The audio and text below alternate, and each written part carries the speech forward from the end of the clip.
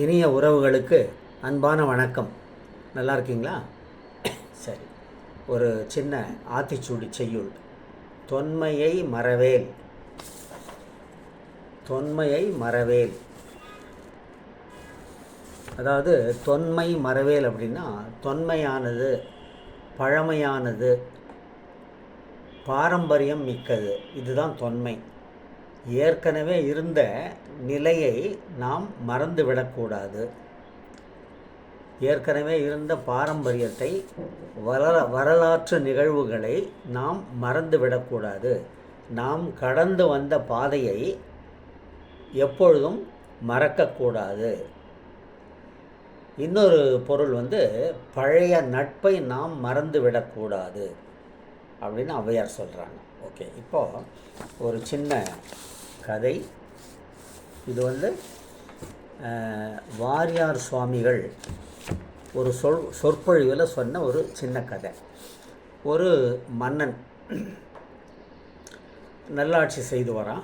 அந்த மன்னனுக்கு ஒரு மிகச்சிறந்த மந்திரி நல்ல நல்ல கருத்துக்களை, அறிவுரைகளை அவ்வப்பொழுது மன்னனுக்கு சொல்லி வராரு. ஒரு நாள் மன்னர் தாம்பூலம் தரிக்கும்போது அந்த பச்சை கொட்டை பாக்கு வெட்டின்ற ஒரு இன்ஸ்ட்ருமெண்ட்டில் வச்சு வெட்டுவாங்க. அப்போ ஏதோ ஒரு கவன சிதறனால மன்னருடைய சுண்டு விரல் அறுபட்டு போயிடுது, துண்டாயிடுது சுண்டு விரல். அது வலியில் துடிக்கிறாரு. அரண்மனை வைத்தியர் வைத்தியம் பார்க்குறாரு.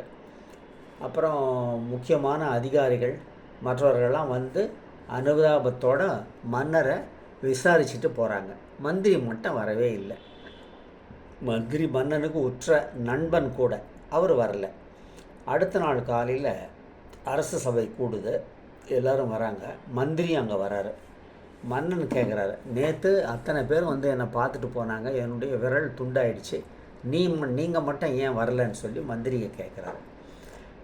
எனக்கு நேற்றே தெரியும் மன்னா, எல்லாமே உங்கள் நன்மைக்காக தான் நடந்தது, அதுக்காக நீங்கள் வருந்தாதீங்கன்னு சொல்லி சொல்கிறாரு. மன்னனுக்கு கடும் கோபம் வந்துருச்சு. விரல் துண்டாகி நான் வலியில் அவஸ்தைப்பட்டுக்கிட்டு இருக்கேன், உங்கள் நன்மைக்கு நான் சொல்கிறீங்க அப்படின்ட்டு மன்னருக்கு கோபத்தோட மந்திரிக்கு 7 ஆண்டுகள் சிறை தண்டனை விதித்து சிறைக்கு அனுப்பிடுறாரு. அப்புறம் பல நாட்கள், பல மாதங்கள் கடந்து அதுக்கப்புறம் ஒரு நாள் மன்னர் வேட்டைக்கு போகிறாரு. காட்டுக்கு நல்லா வேட்டையாடுறாரு. களைப்பு ஆறு வரைக்கும் நல்லா வேட்டையாடுறாரு. ஒரு இடத்துல திடீர்னு ஒரு புதர்லேருந்து ஒரு புலி பாய்ந்து வருது அப்படியே அவங்க மேலே. அதை பார்த்துட்டு அலறிட்டு எல்லாம் ஒரே ஓட்டமாக ஓடி போயிடுறாங்க வீரர்கள்லாம். மன்னருடைய குதிரையும் அந்த புலியை பார்த்த பயத்தில் அப்படி எம்பி மன்னரை கீழே தள்ளிட்டு ஒரே ஓட்டமாக ஓடி போயிடுது. இப்போ மன்னர் என்ன செய்கிறது? வீரத்தோடு அவர் என்ன பண்ணார், தன்னுடைய உடைவாளை உருவி ஒரே வெட்ட அந்த புலியை வெட்டி கொன்னுடுறாரு. அதுக்கப்புறம் சரி நாம் அரண்மனைக்கு திரும்புவோன்னு சொல்லிட்டு கிளம்பி போகிறாரு.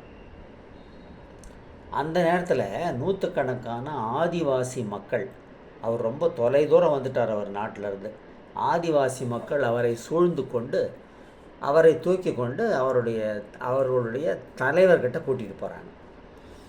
அங்கே இவரை பார்த்துட்டு நல்ல லட்சணம் பொருந்திய ஆண்மகன் அப்படின்ட்டு தங்களுடைய குலதெய்வத்துக்கு அவரை பலியிடுறதுக்கு தீர்மானிக்கிறாங்க.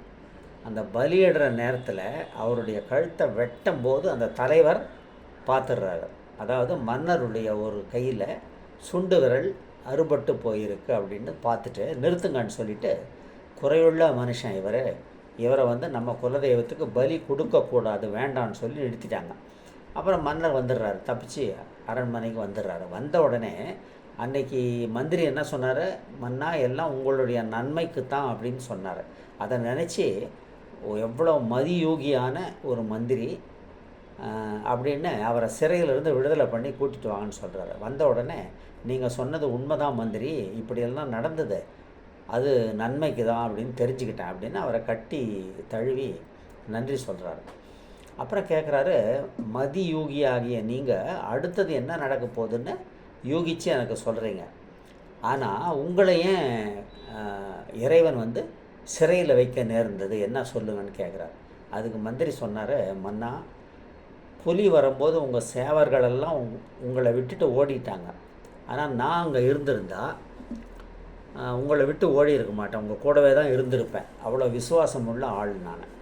அப்படி இருந்திருந்தால் என்னையும் சேர்த்தி தான் அந்த காட்டுவாசிகள் என்னையும் உங்களோட சேர்த்தி கூட்டிகிட்டு போயிருப்பாங்க. அப்போது என்ன ஆகும், உங்களுக்கு விரல் துண்டாயிடுச்சுன்னு விட்டுட்டாங்க. ஆனால் எனக்கு எந்த அங்கஹீனமும் இல்லை, அதனால் என்னை பலியிட்டிருப்பாங்க. இதை தவிர்க்கிறதுக்காக தான் கடவுள் வந்து என்னை சிறையில் அடைச்சார் அப்படின்னு சொல்கிறாரு. மன்னனுக்கு ரொம்ப சந்தோஷம் ஆயிடுச்சு அவருடைய விளக்கம். கடவுள் எதை செய்தாலும் காரண காரியம் இல்லாமல் எப்பவும் செய்ய மாட்டார் அப்படின்னு நான் நல்லா தெரிஞ்சுக்கிட்டேன் மந்திரியார் அப்படின்னு சொல்கிறாரு. நீங்கள் எனக்கு மந்திரி மட்டும் இல்லை, வழிகாட்டி மட்டும் அல்ல, ஆன்மீக குருவே நீங்கள் தான் சொல்லிட்டு நன்றி சொல்கிறாரு மன்னர். இது கிருபானந்த வாரியார் சுவாமிகள் சொன்ன ஒரு குட்டி கதை. கேட்டதுக்கு நன்றி. இந்த லிங்க் பிடிச்சிருந்தா லைக் பண்ணுங்கள், ஃப்ரெண்ட்ஸுக்கு ரிலேட்டிவ்ஸ்க்கு ஷேர் பண்ணுங்கள். தினமும் காலையில் எழுந்த உடனே தவறாமல் இதை கூறுங்கள். நம்முடைய நாட்டு நன்மைக்கு, உலக நன்மைக்காக. ஏரி, குளம், கிணறு, ஆறு எல்லாம் நிரம்பி வழிய மாறி அளவாய் பொழிக, மக்கள் வளமாய் வாழ்க. வாழ்க வையகம், வாழ்க வையகம், வாழ்க வளமுடன். ஜெய்ஹிந்த்.